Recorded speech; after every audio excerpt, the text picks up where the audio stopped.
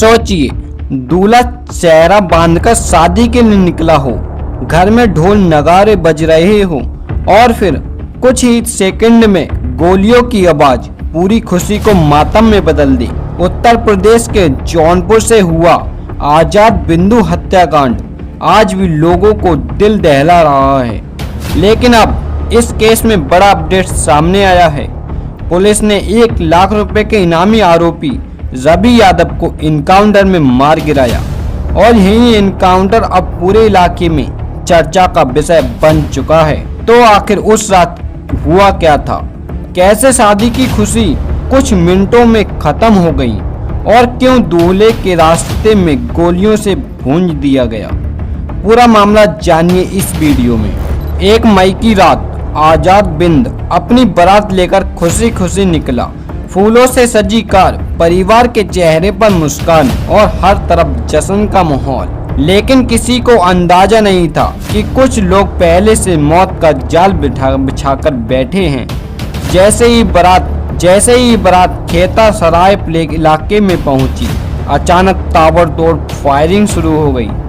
एक गोली कार का शीशा चीरते हुए सीधे आजाद के सीने में जा लगी, दूसरी गोली जबड़े में जा धंसी। बस फिर क्या था, बारात में चीख पुकार मच गई। लोग जान बचाने के लिए इधर उधर भागने लगे और हमलावर अंधेरे का फायदा उठाकर फरार हो गए। गंभीर हालात में आजाद को अस्पताल ले जाया गया, लेकिन डॉक्टरों ने उन्हें मृत घोषित कर दिया। जिस घर में शादी के गीत बज रहे थे, वहां अचानक मातम छा गया। अब यहाँ कहानी में आता है सबसे बड़ा ट्विस्ट। पुलिस जांच में सामने आया कि लड़की के रिश्तेदार प्रदीप बिंदु इस शादी से नाराज था।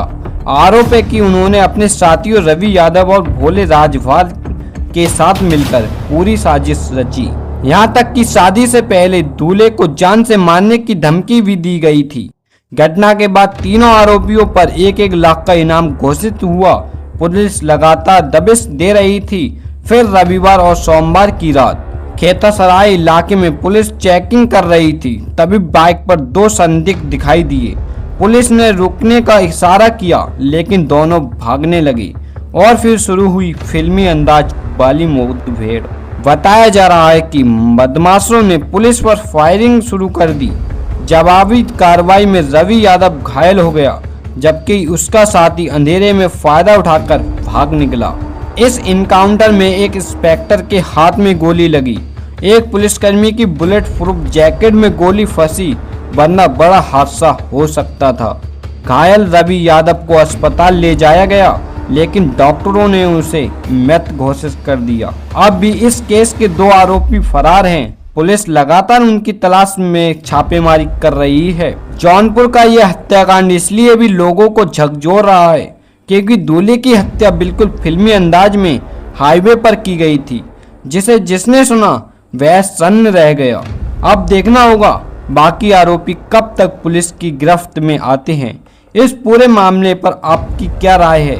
क्या ऐसे आरोपियों के खिलाफ और सख्त कार्रवाई होनी चाहिए? कमेंट करके जरूर बताएं और ऐसे ही बड़ी खबरों के लिए जुड़े रहिए सिद्धराज न्यूज के साथ। धन्यवाद।